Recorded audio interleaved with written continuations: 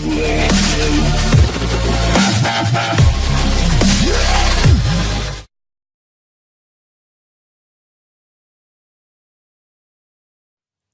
1. You will hear a male student talking to a union representative about placing an advertisement to sell a laptop. First, you have some time to look at questions 1 to 5.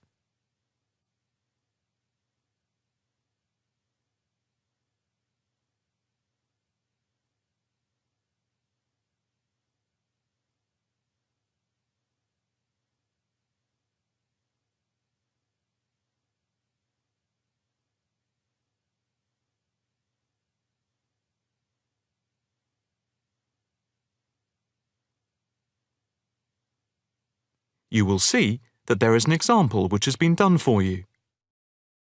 On this occasion only, the conversation relating to this will be played first. Hi, I'm Debbie. How can I help? Hi, my name's David. I'm just looking to place an advertisement on the main union notice board to sell a laptop and a few accessories if that's possible. The answer is advertisement. So, advertisement has been written in the space. Now the test will begin. You should answer the questions as you listen, because you will not hear the recording a second time. Listen carefully and answer questions 1 to 5. Hi, I'm Debbie. How can I help? Hi, my name's David. I'm just looking to place an advertisement on the main union notice board to sell a laptop and a few accessories if that's possible. Sure, that's not a problem. I take it you are a member of the Students' Union? Yes, I am. Right then. I'll just get a form up. And as there is no one around and it looks as if it's going to be quiet for a while, I'll just type the details straight into the computer for you. Thanks very much. No problem. Shall we just title it Laptop for Sale? Yeah, okay. Can you describe it generally? Well, it's in very good condition. In fact, it's hardly been used. Why are you selling it, if I may ask? Well, I've got another one which is much lighter, and I don't really need two. I see. What weight is the one you're selling? It's 3.5 kilograms. That is heavy these days. Can you give more details about the one you want to sell? Right. Well, it's an Allegro, and it's got all the latest programs. Okay. What about the memory? The memory is only 0.5 gigabytes. And what about the screen size and the other features? Oh, well, the screen is, well, let's see, it's 37.5 centimetres with a standard size keyboard and a touchpad. But I've got a cordless mouse that I can put in with it if necessary. Well, some people don't like using a touchpad. What about ports or holes for attaching things to the laptop? It's got 2 ports. More modern laptops have more than 2 ports for all the extra attachments. They do. Let's see, what else is important? Oh yeah, the battery lasts for 2.5 hours, which is okay, but not enough for long train journeys. But one thing is that it's not wireless. Right, okay, not wireless. Before you hear the rest of the conversation, you have some time to look at questions 6 to 10.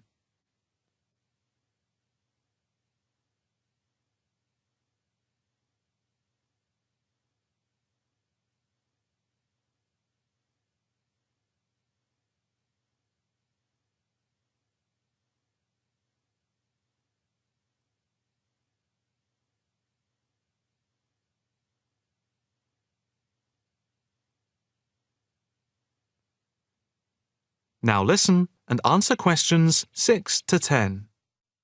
Anything else I can put on the advertisement? There's a webcam built at the top of the screen, and I can throw in a printer, a scanner, and headphones, which I got with it in a special deal. It also comes with its own case for carrying it around. Actually, the case is quite smart. I'm hoping these things will help it sell. They should do. Right, I think I've got all that. How much do you want for it? That I'm not sure about. It's worth about £900 to £1,000 new. Yeah, but you won't get that much if it's used, and even if it's in good condition. What about £500? I doubt if you'd get as much as that. More like £200 or £300. If you look at the notice board, there is one on there which is comparable to yours, and it's not more than about £250, I think. As little as that? I'm afraid so. Shall we say £300? OK, put that.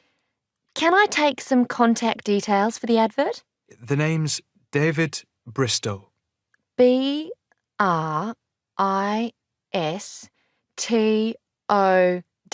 Yes, that's it. And a mobile or email? Both, if you want.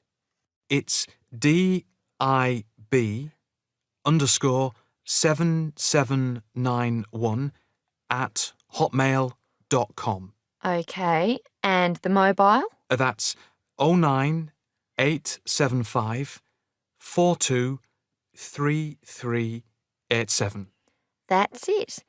If you send the picture, I'll add it and print it out and stick it up for you. OK, I can get that to you today. Right, I'll type in here, advert placed the 22nd of October. Fine. And good luck with the sale. Thanks. That is the end of section 1. You now have half a minute to check your answers.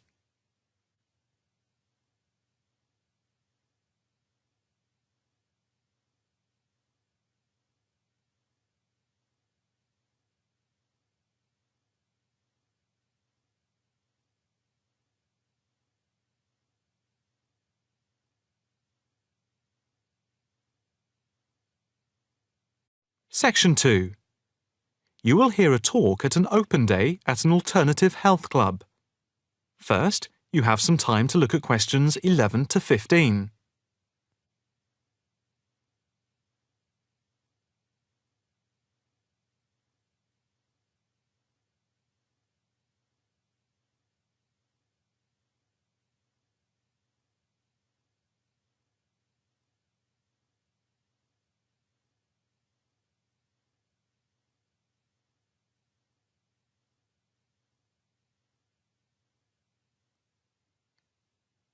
Now listen carefully and answer questions 11 to 15.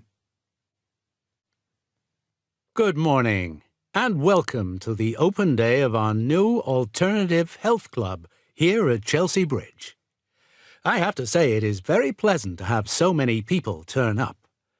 My name is Harry Wilkinson, and I work as one of the 9 permanent staff members employed here at the club.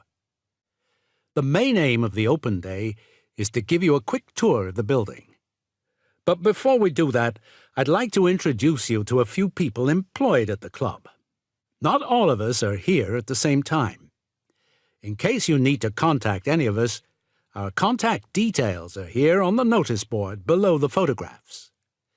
First of all, this is Sean Bond, who is the technical manager, and his job is to supervise equipment like computers and all the electrical equipment.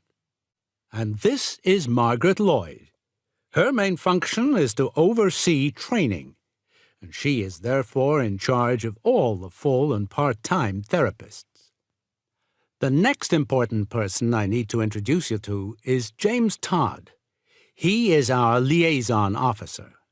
What he does is manage bookings for the club rooms and equipment, as they are open to different organizations, from the local college to corporate clients like banks and so on. Last but not least is our physiotherapist, Edward Marks, who works part-time Monday, Wednesday, and Friday. Edward plays an important part in the life of the club. His main role is to prevent injuries. Before you hear the rest of the talk, you have some time to look at questions 16 to 20.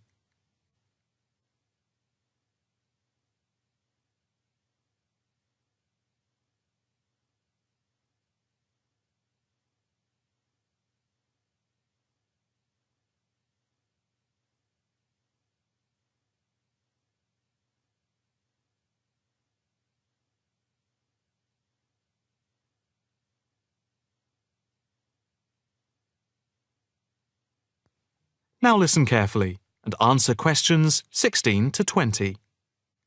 Now for the various amenities. You see that the club has quite a large capacity and is arranged over 3 floors. There is a lift by the reception and the stairs. On the ground floor there are 2 large halls, which are used for yoga, tai chi, Pilates, and dance and fitness classes for different age groups, with a shop and cafeteria over here. On the first floor we have a full range of fitness machines, which are available in the large central hall, around which there are various offices. The changing rooms are also on this floor. On the second floor, there is a series of small therapy rooms with waiting areas for clients. These may be booked by individual therapists. There are also 3 classrooms, which are used for teacher training and group therapy classes. We have a very extensive therapy training program accredited to the University of Manwich, with training in counselling, for which we have 3 programs at the moment. As regards the various types of yoga, acupuncture and the Alexander technique, there are currently 9 different training classes going on. Information about the training can be obtained from the brochure, which you can pick up at reception and from the club website. There will be a chance to talk to trainers for those interested in counselling this Saturday at 10 a.m. For yoga, etc., there will also be an informal gathering of trainers on Thursday at 4:30 p.m. So, if you are interested in becoming involved, this is your chance. That is the end of section 2. You now have half a minute to check your answers.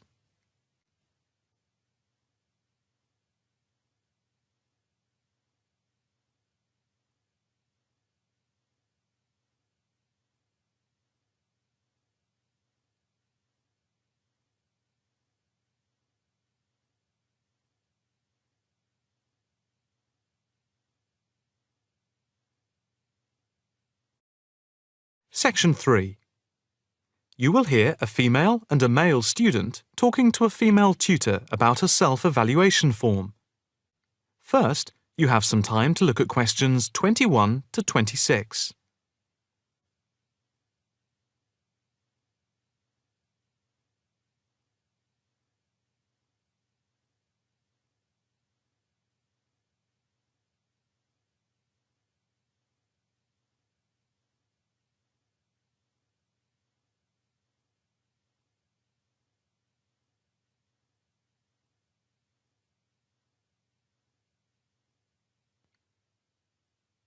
Now listen carefully and answer questions 21 to 26. Now, Mark and Anna, I have to say that I thoroughly enjoyed your joint presentation on the application of robotics in a non-industrial setting to the group on the 2nd of December, and it is clear that you have both devoted quite a lot of time and effort to it. Have you had a chance to fill in the self-evaluation form for the session? Yeah, we have. So, Mark, what do you think overall? Well, generally I felt the presentation worked very well. In fact, we seemed to hold the attention of the others throughout. And the pace of delivery was fairly even, as were the range of activities we organised. I agree with Mark, but I'm not sure we were comprehensive or academic enough. No comment, really, except that I don't think there was any question of it not being thorough. I think we were a bit too chatty and too jokey at times, rather than formal. OK, what do you think were the best areas? And which do you think can be improved on? Well, everything could have been improved on. I felt very good about the handouts.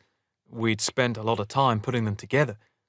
They had a very professional appearance as we bound them into a booklet.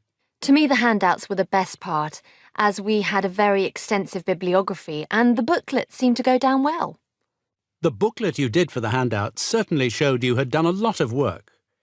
But I think that you put too much material into it, and people got distracted by it. Perhaps you could have cut the handouts by about a third. I see.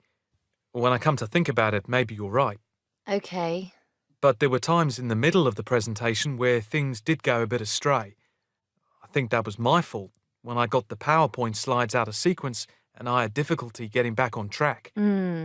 I also think we rated our technical ability too highly, especially when operating under pressure. I had never done a presentation with technical equipment before, so it was a steep learning curve for me in particular. Yes, I think you could have done with a bit more practice with the equipment beforehand. Before you hear the rest of the conversation, you have some time to look at questions 27 to 30.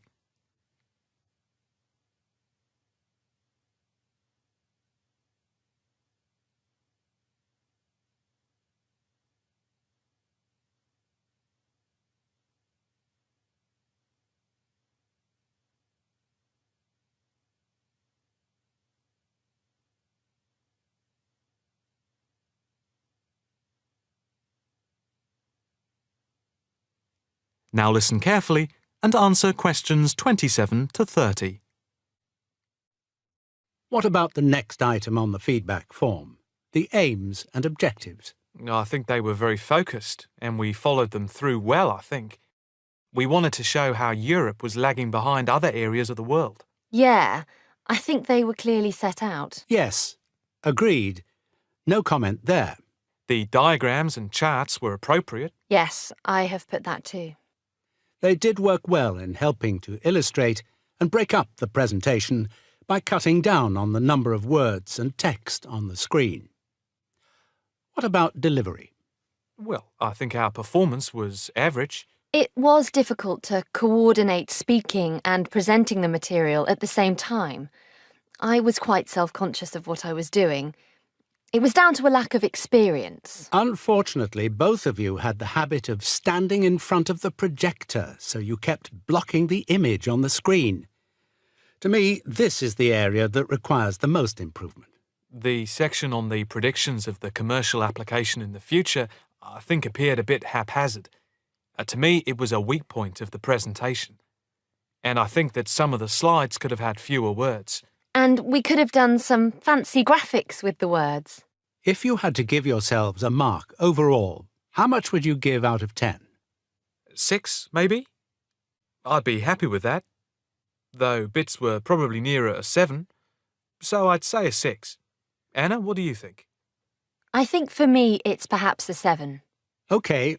Did you find the task and the evaluation useful? I think... That is the end of section 3. You now have half a minute to check your answers.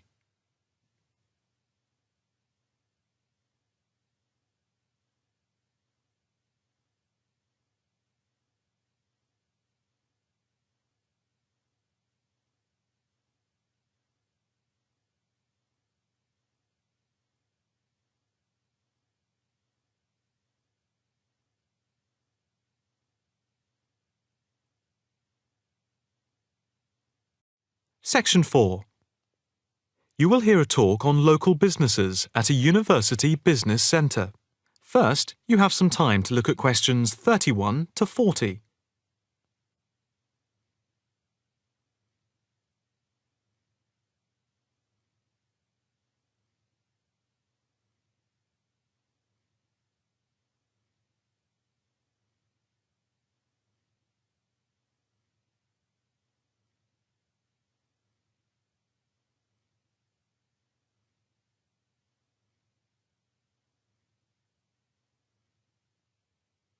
Now listen carefully and answer questions 31 to 40. The subject of this evening's talk at the North Bank Business Centre is local businesses in the area surrounding the university and the benefit they bring to the employment prospects of people in the local area, especially young people at the beginning of their career. We established the centre in response to approaches from several business people in the area who had wanted to start up new businesses but who had not managed to find any help locally and did not know where to turn. Moreover, they had all, without exception, come up against enormous bureaucratic obstacles. We therefore invited them in as a group to meet the members of the department and the students. Stemming from that is the centre, which now focuses mainly but not exclusively on business startups. Just after the centre was set up, snapshot research conducted by the department over the telephone gave some startling results. The information about local businesses revealed that 3 out of every 10 local business startups that we could collect information on had failed within the first 6 months, and another 5 had gone within the year, leaving only 2. The most common reasons given for the businesses closing were, first, high rents, which are 33% higher than the national average due to the area being very central. Second, lack of knowledge about grants, basically because of ignorance about how to access them. And thirdly, a lack of business support, because they did not know where to obtain advice from. Since the centre came into existence 3 years ago, we have helped change this climate of failure. The current statistics show a remarkable turnaround in the fortunes of local businesses. And now, after a year, only 2 businesses close out of every 10, compared to 8 before the centre was set up.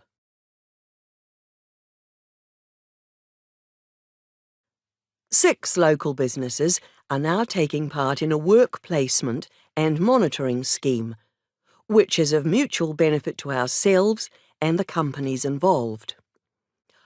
O Foods, a small start-up company with 9 employees involved in organic food and based at a local market, has 1 final year graduate doing a year-long study on improving the stock turnaround. This was a particular problem because the company found that they were losing sometimes up to 30% of their stock.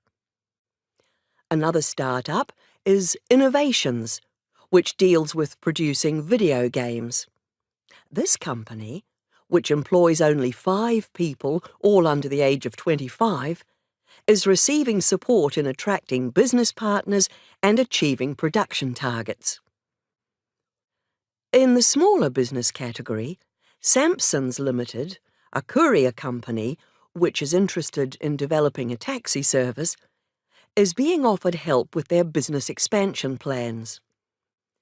Another small niche company called Vintage Scooter, which specialises in revamping old scooters, is taking part in a product monitoring scheme, offering customer service up to a year after purchase to check the quality of their restoration.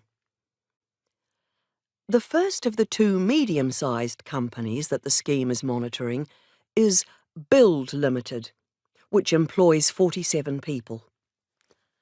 A comparison of their products and services with other businesses in the area is being carried out by a researcher who is trying to support them in their efforts to extend the company's product range. The last company, Jones Systems, is perhaps the most interesting because it has been the victim of considerable personnel problems, which have been affecting the day-to-day operations of the company. And so, we are looking at conflict management and team building within the company. To sum up, advisors help the companies look at different business options and models, apply for grants, deal with employment issues, systems creation, and also provide accommodation at the centre to help them start up. E-mentoring for fledgling businesses is also in operation for those who find it difficult to attend the centre personally. The programme is funded by grants from local authorities. That is the end of section 4. You now have half a minute to check your answers.